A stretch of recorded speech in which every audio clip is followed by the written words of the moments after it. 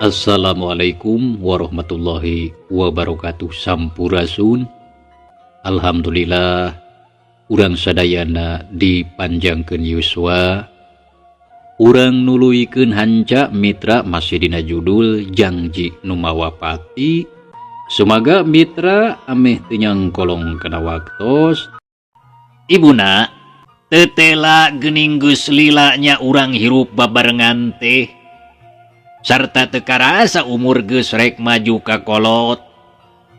Parudak anu opat geus darewasa deui samalah urang teh geus boga minantu. Tapi ku ayeuna mah sok rajeun bapa teh mindeng inget ka lembur. Karasaan teh geus sono hayang ningali alam padesaan jeung hayang panggih jeung babaturan bapa baheula. Sigana mah sarua ayeuna geus karolot. Bu, lamun sakirana ama aya niat hayang pindah deui ka lembur, nah kira-kira ibu satuju? Ceuk Pardi harita ngomongna bari neuteub ka hareup nyawang ka jauhna. Kumaha maksad ama teh? Bulas mitumanya bari neuteub ka salakina. Nya, urang pindah ka lembur maksud ama teh. Urang tetep tumetep cicing di ditu. Lantaran ama teh geus asa bosen hirup di kota teh.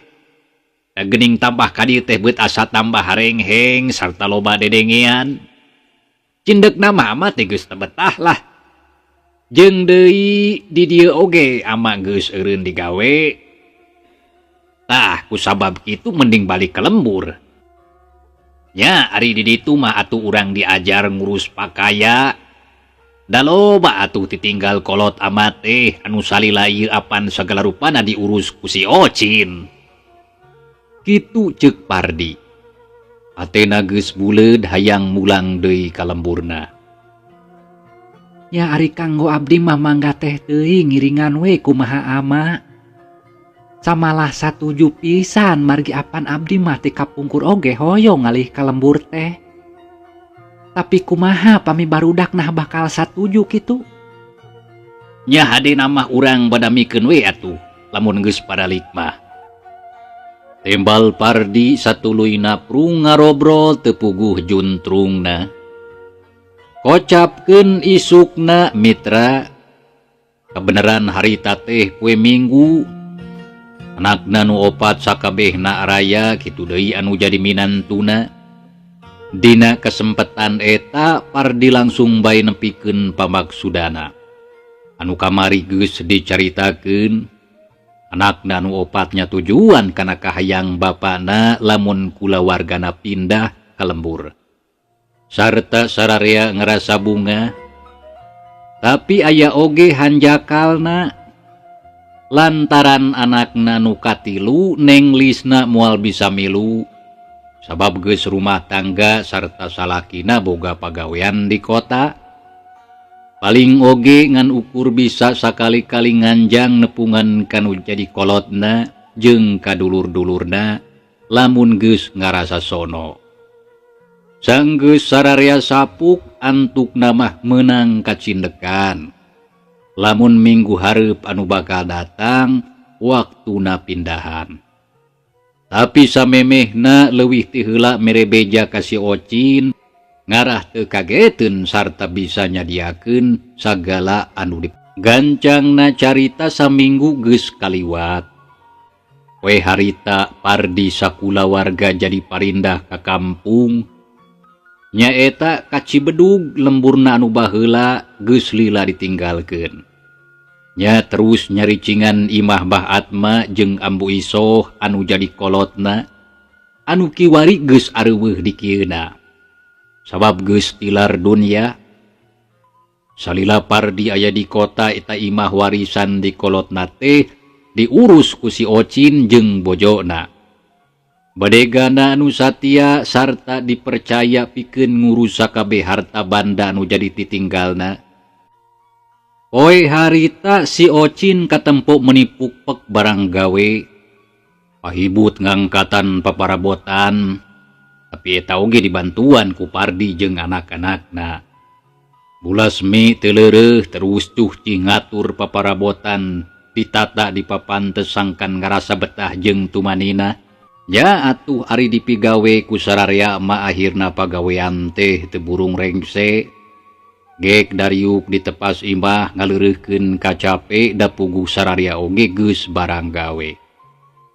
Alhamdulillah geuning rengse oge beberes teh. Sok sanajan meuni carape jeung nyereri awak teh. Tapi ayeuna mah jongjon da geus salse. Ceuk Bulasmi bari ngurutan sukuna anu karasa rincug balas ungkag ingkig. Balas ungkag ingkig kaditu ka dieu da puguh teu biasa barang gawe berat. Capek maleureeh we ibuna, da geus rengse ayeuna mah. Aye, kumaha ari hidup lisna? Nah harek mondok di dieu sapeuting mah, atawa rek terus mulang deui ka dayeuh? Pardi nanya ka Neng Lisna bari ngareret. Abdi mah bade teras wangsul, Pak. Margi apan Kang Indra enjing kedah ngadamel teu tiasa liren saurna mah. Ari kahayang ibu mah mondok we atuh sapeuting mah di dieu ujangnya. Ngarah bisa leureuh heula. Da geus pasti capek atuh hidup teh.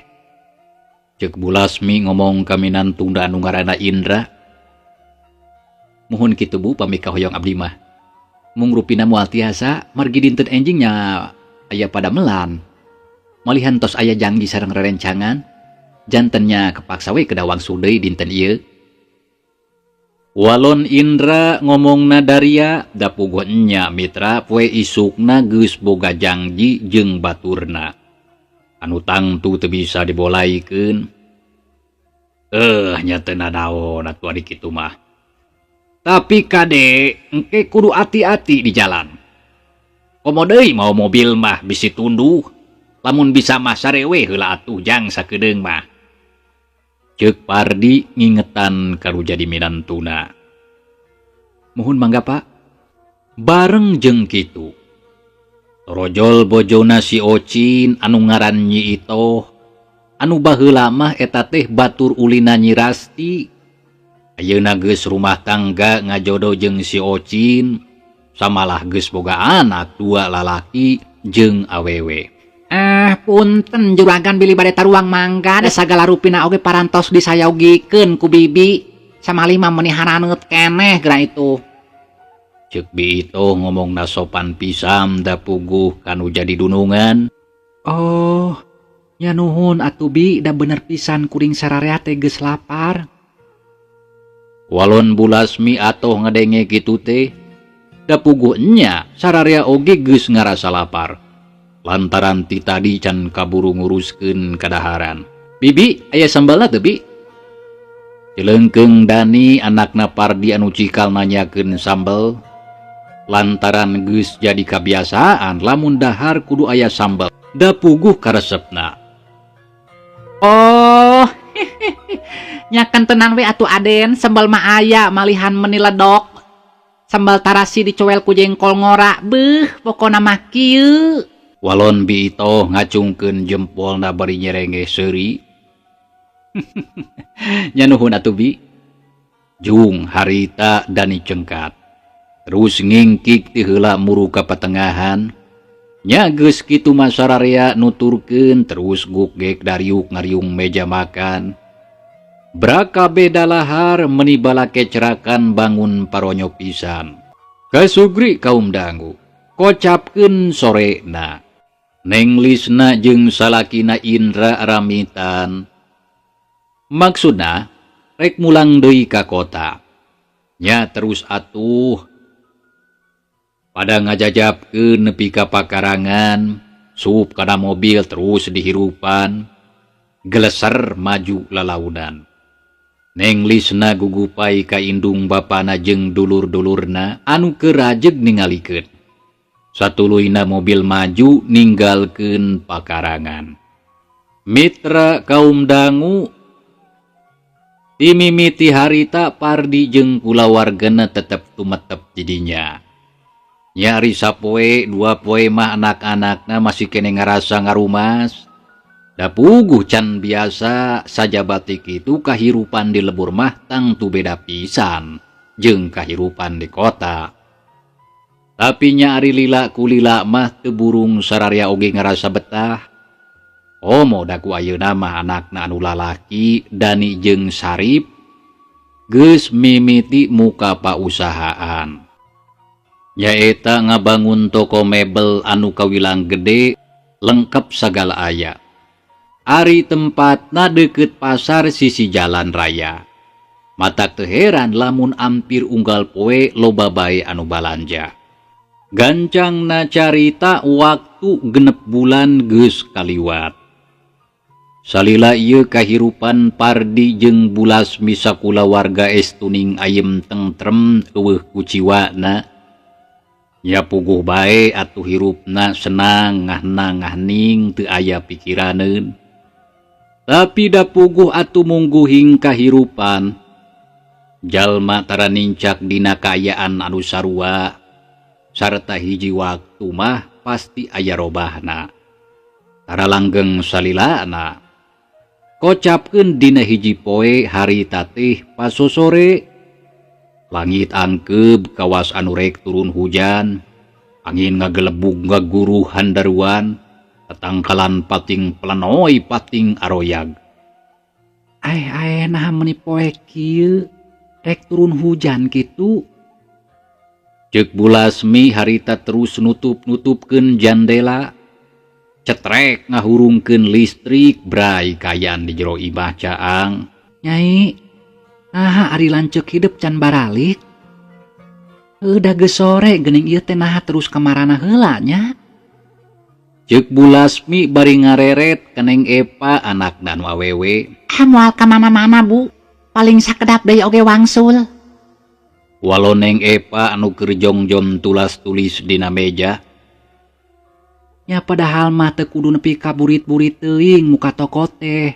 Ceuk ibu mah nepi ka jam 4 oge cukup. Pami jam 4 masuk aya keneh anu balanja Bu. Nya dikantunkeun. Pami ama ka mana Bu? Geuning teu katingal. Neng Epa nanyakeun anu jadi bapakna. Di kamar bapak hidup mah. Puguh tadi cenah capek geus ngamandoran anu maracul di sawah. Lantaran Mang Ocin teu bisa da keur neangan jalma anu keur ngaborong kalapa cenah. Jawab Bulasmi geek diuk hareupeun anakna. Bareng jeung kitu paralak kadenge hujan turun meninggal gebret kawas anu dikucurkeun ti langit. Reup kaayaan di luar poek da puguh geus maju ka burit moal lila oge magrib. Kocapkeun Pardi anu keur aya di kamarna. Harita teh kakara lilir da puguh ngadengge sora hujan, korejat hudang kebat ka tukang, maksudna rek terus mandi. Dur kadenge sora bedug ditakol di masjid disusul ku haleuangna sora anu azan. Teu lila Pardi geus rengse mandina. Terus disalin baju di kamar, gap kana sisir, dekul nyisiran bari ngeunteung dina kaca lomari. Ari mimiti mah biasa bae. Tapi sabot keur kitu ujug-ujug jeleg dina kaca teh katempo aya tangtungan saurang awewe anu rupana matak pikasieun. Awakna ruksak baloboran ku getih, bajuna rangsak panon bolotot, buuk ngariringkik. Ugu atuh Pardi meni ngaranjug. Kentak mundur ka tukang bari ngagorowok sorana tarik. Ceuk Pardi harita panon mencrong kana kaca lomari. Serengeh eta tangtungan awewe teh ngajak seuri. Untuna sihungan matak pikagilaeun. Bareng jeung kitu torojol Bulasmi jeung Neng Epa duanana rareuwaseun. Aya naon Ama? Ceuk Neng Epa langsung tumanya bari neuteup ka bapana anu keur ngajanteng bari molohok kana kaca. Begeutta katara semu pias. Nya aya naon Amana? Ceuk Bulasmi terus ngadeuketan ka salakina gap kana tak-takna. Itu ibuna dina kaca. Tebal Pardi bari tutunjuk. Bulasmi jeung Neng Epa kaget. Sarta duanana bareng ngalieu kana kaca lomari, tapi teu ningali nanaon. Anu katempotengan saukur tangtungan maranehna tiluan. Nah ada teu aya nanaon Amana dina kaca mah. Tuh aya urang we geuning tiluan. Ari tadi aya naon gitu? Bulasmi ngomong gitu nateh bari ngadeukeutan kana kaca. Terus dititenan. Pardi gigisi kada panon bangun anu hayang yakin. Geus kitu ret deui kana kaca. Ayeuna mah teu tela bener eueuh nanaon tangtungan awewe anu tadi geus ngaleungit. Aeh. Nah geuning eueuh. Nah salah titinggalian gitu. Srog Pardi ngadeukeutan kana kaca terus alak ilik da puguh hayang sidik. Ningali naon atuh ama tadi teh? Abdi mah meuni reuwas. Nya sarua ibu oge reuwas. Untung ibu teh teu boga panyakit jantung. Da lamun seug boga mah geus tangtu bakal ngelepek kapaehan. Ceuk Bulasmi rada keheul kanu jadi salakina anu dianggap geus gareurewas. Nya hampura we atuh ibuna. Da teu dihaja sarta teu boga maksud rek ngareurewas. Puguh tadi teh basa ama keur nyisiran bari ngeunteung.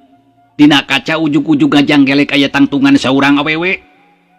Kacida matak pikasieun rupana teh. Matak mah oge nepi ka ngagorowok. Pardi ngabejakeun titinggaliana anu tadi katempo basa keur ngeunteung. Tangtungan awewe anu pikasieun. Maksud ama teh jurig. Ceuk Bulasmi bari melong samalah rada heran kadenge kitu teh. Nya duka teuing atuh ari jurig atawa lain mah. Atawa lainna mah. Sabab ama oge teu apal. Pokona mah matak pikasieun weh. Coba we lamun ibu nempo geus pasti bakal ngagorowok kawas ama. Ibu mah beut asa teu percaya ngadengena oge. Maknya make jeung aya anu kitu asa aneh. Kawasna mah titinggalian meureun. Bulasmi harita keukeuh ngarasa teu percaya kanu dicaritakeun bieu ku salakina. Nya kitu deui Neng Epa oge sarua ngarasa teu percaya. Nyarek percaya rek henteu eta mah sabodo teuing. Pokona mah kitu we anu katingali tadi mah. Ceuk Pardi terus ngaleos muru ka petengahan. Katempo paromana rada baeud da puguh keheul ka bojona lantaran teu percaya kana caritana. Gek diuk dina kursi gap kana roko bodas, gur diseungeut palenyun udud. Ningali salakina bangun anu keheul, Bulasmi terus ngadeuketan. Gek diuk gigireun. Ari Neng Epa leos ka tukang rek wudu da puguh can ngalaksanakeun salat maghrib. Kayaan di luar beuki poek. Hujan ngaririncik can aya raatna. Bareng jeung kitu torojol Dani jeung Sarip harita kakara padalik di toko. Yang nah meni burit-burit teuing atuh badalik teh. Matak naon lamun rada beurang keneh. Cenah eta ngarah duitkeun bae da aya isuk deui. Ceuk Bulasmi harita bari melong ka anakna anu dua. Muhun Bu, pamika hoyong mah kitu. Mungda kumaha atuh anu balanja ka toko urang teh seueur. Dugi kacape abdi oge. Samali mata si Sarip oge teu kaur nganggur. Teras kaditu ka dieu ngajajabkeun barang. Alhamdulillah Bu, toko urang teh tos seueur langganan ayeuna mah. Walon Dani gek harita diu kitu deui Sarip. Ya lamun sakirana toko urang geus loba langganan mah neangan deui pagawe atuh. Ngarah teu carape teuing. Dari ngaran ukur kuduaan mah katilu jeung si Uhe nya geus pasti capek moal katanagaan. Pardi mere usul kanu jadi anakna sangkan neangan deui pagawe. Ngarah teu berat teuing lantaran usahana teh ayeuna mah geus mimiti katingali maju. Sumuhun maksad mah kitu abdi oge. Hoyong nambih padamel ama. Tapi teu acan mendak jalmina ieu teh. Oh kitu. Nya neangan we atuh urang dieu da loba geuning barudak ngora lamun diajak mah pasti aya anu daekeun. Sok geura da moal matak hese. Leres ama. Keun atuh enjing mah urang milari. Nya mamanawian we atuh aya anu kresaeun. Supados abdi sareng Kang Dani teu capek teuing. Walona Sarip nya tujuan kana usul ti bapakna. Tangkan tere menang manitawe atuh kamang ocin. Da geuning loba kawawuhana, tapi butuhna sabaraha urang. Pami pangemot abdi mah dua orang oge cekap Bu, tapi nya teu langkung Kang Dani eta mah mangga nyanggakeun. Tembal Sarip bari ngareret ka lanceukna. Nya bener cukup dua oge Rip. Geus saheulaanan mah gampang, lamun usaha urang tambah maju. Nya urang neangan deui atuh. Aih ama, ibu, punten dikantun heula bade kapengker. Nya jiga ditu. Nya, geura kacarai heula. Datang-datang kalah terus disuguhan ngobrol ibu nama. Lain titah dalahar barudak teh. Nya da amanah atuh anu kitu mah. Tempas Bulasmi panona ngadila ka salakina. Nya geus kitu mah Dani jeung Sarip terus ngaleos ka tukang, terus bebersih. Canggeus rengse sup ka kamarna masing-masing, dekul disalin baju. Eulila geus kaluar deui brak dalahar di sanghareupan ku Neng Epa adina. Mangsa alam harita beuki peuting. Pardi sakula warga keur ngariung di patengahan ngarobrol gogonjakan. Sakapeung sok kadenge sareuserian bangun anu barungah pisan. Kasugri kaum dangu. Teu karasa waktu geus ningcak ka sareureuk kolot. Jep kaayaan di patengahan teh ngadadak jadi jempling. Samalah lampu oge dipoekan sigana anu boga imahna geus mimiti sarare. Kocapkeun Pardi anu harita keur ngagoler di kamarna. Tapi teu bisa reup sare kalah terus guling gasahan. Bluk nang kuban blak nang karak terus nyangigir. Ret kabojona anu geus sare tibra. Repeureum olebat ngadadak tangtungan awewe anu tadi katingali dina kaca lomari beut kacipta deui. Gebeg atuh Pardi reuwas. Sarta ganjang beunta seak karasa bulu pundukna asa muringkak. Sakujur awak karasa beut pating puriding. Korejat hudang terus diuk bari ngahuleng. Crit, crit, crit, kadenge di pipir imah aya cihcir di sada. Tungungung anjing babaung menilambat. Sorana melewung. Estu mata keeng peuting harita beut asa beda ti biasana. Beut nah aya naon ieu teh. Aneh beut asa keeng peuting ieu mah tara-tara ti sasari. Jeung deui nah aing make jeung inget teuy kana tetempoan anu tadi. Nah bener eta teh atawangan saukur titingalian. Pardi harita ngagrendeng ngomong sorangan. Hiuk kadenge di luar sora angin meninggal gelebug handaruan. Keur kitu paralak kana kenteng kawas aya anu ngauran. Ai. Sora angin meninggal gelebug jeung asa aya anu ngauran kana kenteng. Nah aya naon ieu teh beut asa teu kaharti. Pardi ngomong sorangan.